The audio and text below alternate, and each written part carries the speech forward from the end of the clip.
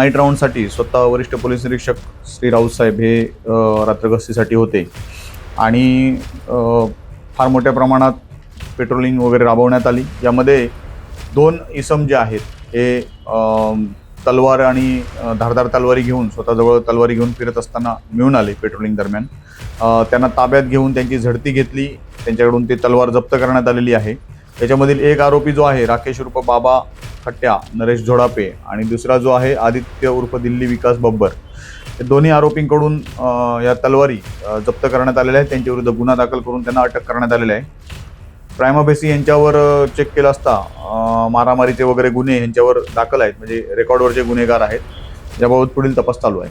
राकेश झोडापे आहे हा बारसेनगरचा राहणारा आहे आणि आदित्य बब्बर हा जो आहे हा देखील बारसेनगरचाच आहे।